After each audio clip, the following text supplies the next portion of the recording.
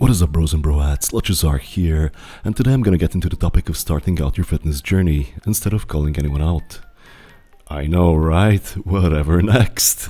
So, how does one even get into the gym? And most importantly, how does one start and not turn it into a few week New Year's resolution failure? Now I'm gonna speak to you as if I speak to a friend, and the first question I deploy you to ask yourself is, why do you want to start the gym?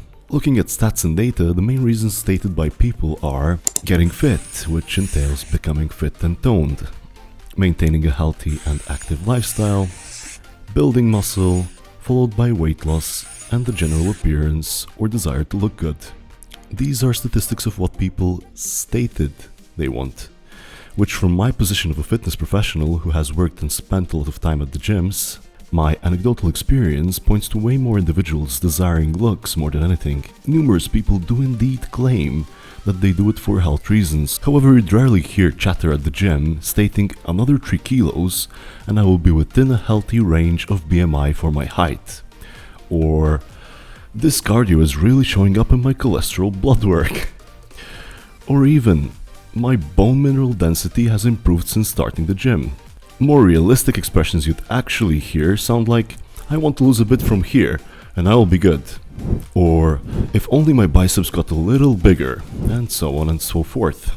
So while most people claim that they go to the gym with the scope of becoming fitter and maintain a healthy lifestyle, I personally think that this is what people try to convince themselves, but these claims should probably be taken with a grain of salt. My personal ethos, maybe a bit stereotypical but probably accurate, is that if your why is strong, the how becomes a lot easier, whatever the reason. Let's take smokers for instance. They get a health scare in the sense of finality when going to the doctor upon getting news like, if you keep smoking, you will at most live 2 more years. Next thing you know, the person who swore they could never stop smoking stopped overnight and is now 5 years smoke-free. Why? Because the why he stopped for is very strong. It basically is life or death. And this is reflected within many other areas of life, including fitness. Having said that, simply wanting to lose a few kilos to look good on the beach in summer is one thing, but being physically revolted to look at yourself every time you pass by a mirror, then the magnitude of your why becomes night and day. Now, I'm not claiming either is right or wrong, but in retrospect, when inspecting results or lack thereof results, one should consider how truly important this pursuit is and calibrate their expectations accordingly. Outliers do exist whereby you have genetically blessed people who don't take the lifestyle seriously and get way above average results, but these are more on the side of exception rather than the rule. I will end this section with the personal thought that many people expect external validation to fix their internal insecurity. Once you truthfully answer why you want to start, we could move on to asking what is or has been stopping you from starting. There's an array of reasons reported by different channels here, ranging from lack of time, feeling anxious or intimidation, especially among women, high price tag or expense, and the disliking of the environment or being bored among others. Having extensive first-hand experience in the industry, I've had to reply to these reasons or excuses or whatever it is you want to categorize them as multiple times. Whenever somebody states they don't have enough time to exercise yet claim they want to exercise for health, I reply, we don't have time, we make time. And if you're not making time for your health, then you are making time for other activities which you value more than your health.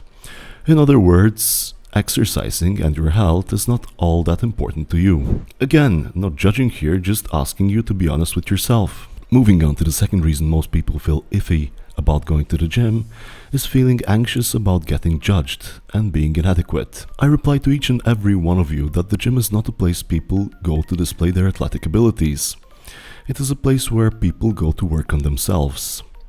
For starters, you may be surprised how many average-looking or out-of-shape people there are at gyms, and most of the time, fellow gym members admire whoever shows up, because they are clearly taking steps to try bettering themselves.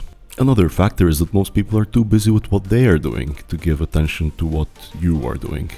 In other words, I'm sorry to burst your bubble, but probably nobody cares. Moving on to disliking the environment or being bored, and here's where I will draw the line and provide some personal input. I have worked as an instructor at a college gym for about 4 years and would see a lot of people enter the gym for the sake of improvement, as if it's a punishment. Despite working at the gym and personally loving the environment, I encourage people to find an activity that they legitimately enjoy. If one goes to the gym with the sole purpose of staying in shape, they're signing up the rest of their life to a punishment they hate. This of course naturally leads to a lack of adherence and negative emotions. That is why, for instance, I find it baffling when people ask me how I find motivation or discipline to go to the gym. It would take discipline to not go to the gym for me. It's a bit like asking a golfer how they find the motivation to go play golf. They love it. Of course they will go. I want to address also the other end of the spectrum, which I like referring to as the quick burners. The quick burners usually look something like this. Either a breakup or some radical event happens in their life, they feel compelled to prove themselves as still being worthy, or simply that they can do it. These usually commit to some unrealistic goal and are immensely motivated until they are not. It usually starts out rapidly, where they will try working out every day of the week or almost every day, stick to a strict dietary plan, and go the extra mile. Then they see their efforts don't convert, or don't convert at the unrealistic rate they expected. These people never last and stop just as abruptly as they started. The takeaway note here is to find something you love. Immerse yourself and you won't ever need motivation to go. It could be anything. Football, tennis, dancing, yoga. Think of it this way. Being physically active does not mean you need to go to the gym, but simply finding what you love doing. And inversely, if you are going to commit to an activity you don't enjoy, you will eventually quit. Consequently, think of implementing a viable approach, like starting out slow, for instance twice weekly. Seeing if you enjoy this, and training frequency will increase naturally, as you would desire going to the gym more often yourself. People waiting for the perfect circumstances, for example, from New Year I'm gonna start, and so on and so forth, or next Monday, or when the holidays end, or whenever the circumstances never seem to be perfect enough to start. I just want to give a single sentence here. The longer you wait to start, the longer you have to wait to get where you desire. So to summarize, find an activity you love doing. Ask yourself truly what is at the core and why you want to do it, and start sooner rather than later. Your future self will thank you for not waiting longer. I could open up with other topics such as why people quit the gym, why most diets fail, how to know what to do when starting out, and any other topic you might be interested in. Do let me know in the comment section down below. That's gonna make it for this video, guys, and I'll see you in the next one.